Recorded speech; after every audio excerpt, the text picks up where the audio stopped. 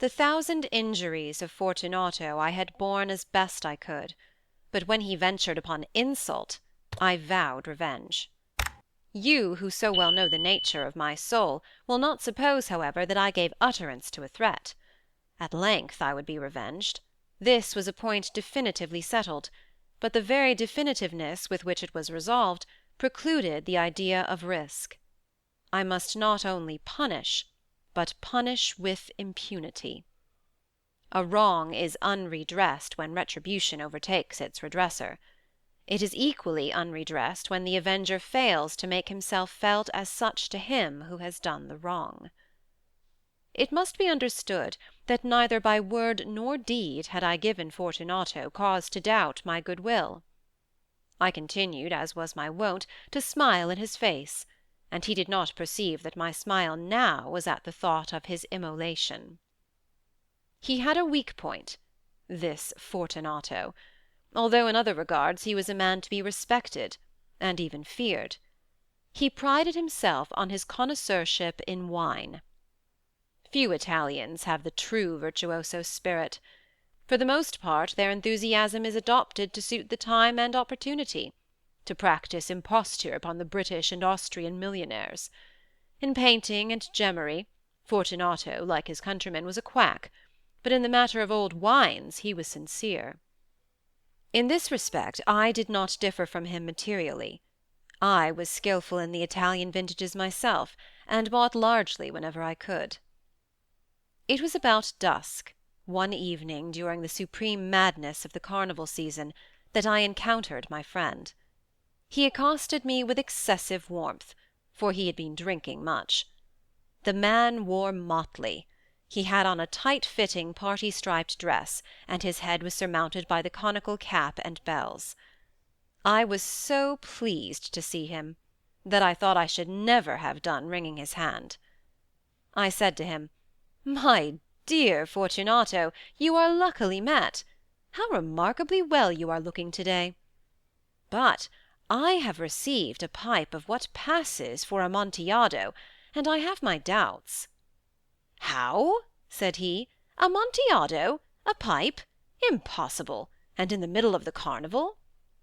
"I have my doubts," I replied, "and I was silly enough to pay the full Amontillado price without consulting you in the matter. You were not to be found, and I was fearful of losing a bargain." "Amontillado?" "I have my doubts." "Amontillado?" "And I must satisfy them." "Amontillado!" "As you are engaged, I am on my way to Lucchese. If any one has a critical turn, it is he. He will tell me." "Lucchese cannot tell Amontillado from sherry." "And yet some fools will have it that his taste is a match for your own." "Come, let us go." "Whither?" "To your vaults." "My friend, no, I will not impose upon your good nature. I perceive you have an engagement. Lucchese—" "I have no engagement. Come." "My friend, no. It is not the engagement, but the severe cold with which I perceive you are afflicted. The vaults are insufferably damp, they are encrusted with nitre." "Let us go, nevertheless. The cold is nothing. Amontillado! You have been imposed upon. And as for Lucchese, he cannot distinguish sherry from Amontillado." Thus speaking, Fortunato possessed himself of my arm. Putting on a mask of black silk, and drawing a roquelaire closely about my person, I suffered him to hurry me to my palazzo. There were no attendants at home. They had absconded to make merry in honour of the time. I had told them that I should not return until the morning, and had given them explicit orders not to stir from the house. These orders were sufficient, I well knew, to ensure their immediate disappearance, one and all, as soon as my back was turned. I took from their sconces 2 flambeaux, and giving one to Fortunato, bowed him through several suites of rooms to the archway that led into the vaults. I passed down a long and winding staircase, requesting him to be cautious as he followed. We came at length to the foot of the descent, and stood together on the damp ground of the catacombs of the Montresor. The gait of my friend was unsteady, and the bells upon his cap jingled as he strode. "The pipe," he said. "It is farther on," said I.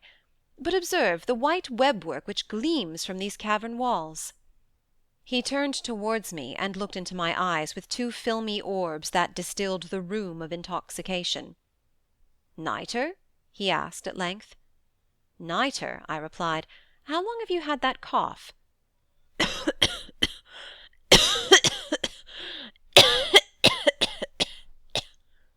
My poor friend found it impossible to reply for many minutes.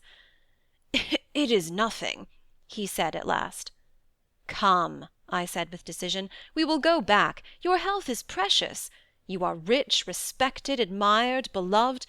You are happy, as I once was. You are a man to be missed. For me it is no matter. We will go back. You will be ill, and I cannot be responsible. Besides, there is Luchesi." "Enough," he said. "The cough is a mere nothing. It will not kill me. I shall not die of a cough." "True, true," I replied, "and indeed I had no intention of alarming you unnecessarily; but you should use all proper caution. A draught of this Medoc will defend us from the damps." Here I knocked off the neck of a bottle which I drew from a long row of its fellows that lay upon the mould. "Drink," I said, presenting him the wine. He raised it to his lips with a leer. He paused and nodded to me familiarly, while his bells jingled. "I drink," he said, "to the buried that repose around us." "And I, to your long life." He again took my arm, and we proceeded. "These vaults," he said, "are extensive." "The Montresors," I replied, "were a great and numerous family." "I forget your arms." "A huge human foot d'or, in a field azure. The foot crushes a serpent rampant whose fangs are embedded in the heel." "And the motto?" "Nemo me impune lacessit." "Good," he said. The wine sparkled in his eyes, and the bells jingled. My own fancy grew warm with the Medoc. We had passed through walls of piled bones, with casks and puncheons intermingling, into the inmost recesses of the catacombs. I paused again, and this time I made bold to seize Fortunato by an arm above the elbow. "The nitre," I said. "See, it increases. It hangs like moss upon the vaults. We are below the river's bed. The drops of moisture trickle among the bones. Come, we will go back ere it is too late. Your cough—" "It is nothing," he said. "Let us go on. But first another draught of the Medoc." I broke and reached him a flagon of de Grave. He emptied it at a breath. His eyes flashed with a fierce light. He laughed, and threw the bottle upwards with a gesticulation I did not understand. I looked at him in surprise. He repeated the movement, a grotesque one. "You do not comprehend?" he said. "Not I," I replied. "Then you are not of the Brotherhood." "How?" "You are not of the Masons?" "Yes, yes," I said. "Yes, yes." "You? Impossible! A Mason?" "A Mason," I replied. "A sign," he said. "It is this," I answered, producing a trowel from beneath the folds of my roquelaire. "You jest," he exclaimed, recoiling a few paces. "But let us proceed to the Amontillado." "Be it so," I said, replacing the tool beneath the cloak, and again offering him my arm. He leaned upon it heavily. We continued our route in search of the Amontillado. We passed through a range of low arches, descended, passed on, and descending again, arrived at a deep crypt, in which the foulness of the air caused our flambeaux rather to glow than flame. At the most remote end of the crypt there appeared another less spacious. Its walls had been lined with human remains, piled to the vault overhead, in the fashion of the great catacombs of Paris. 3 sides of this interior crypt were still ornamented in this manner. From the fourth the bones had been thrown down, and lay promiscuously upon the earth, forming at one point a mound of some size. Within the wall thus exposed by the displacing of the bones, we perceived a still interior recess, in depth about 4 feet, in width 3, in height 6 or 7. It seemed to have been constructed for no especial use in itself, but formed merely the interval between two of the colossal supports of the roof of the catacombs, and was backed by one of their circumscribing walls of solid granite. It was in vain that Fortunato, uplifting his dull torch, endeavoured to pry into the depths of the recess. Its termination the feeble light did not enable us to see. "Proceed," I said. "Herein is the Amontillado. As for Lucchesi—" "He is an ignoramus," interrupted my friend, as he stepped unsteadily forward, while I followed immediately at his heels. In an instant he had reached the extremity of the niche, and, finding his progress arrested by the rock, stood stupidly bewildered. A moment more, and I had fettered him to the granite. In its surface were two iron staples, distant from each other about 2 feet, horizontally. From one of these depended a short chain, from the other a padlock. Throwing the links about his waist, it was but the work of a few seconds to secure it. He was much too astounded to resist. Withdrawing the key, I stepped back from the recess. "Pass your hand," I said, "over the wall. You cannot help feeling the nitre. Indeed, it is very damp. Once more let me implore you to return. No?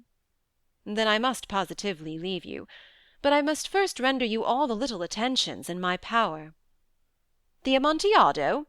ejaculated my friend, not yet recovered from his astonishment. "True," I replied, "the Amontillado." As I said these words, I busied myself among the pile of bones of which I have spoken before. Throwing them aside, I soon uncovered a quantity of building stone and mortar. With these materials, and with the aid of my trowel, I began vigorously to wall up the entrance of the niche. I had scarcely laid the first tier of my masonry, when I discovered that the intoxication of Fortunato had in a great measure worn off. The earliest indication I had of this was a low moaning cry from the depth of the recess. It was not the cry of a drunken man.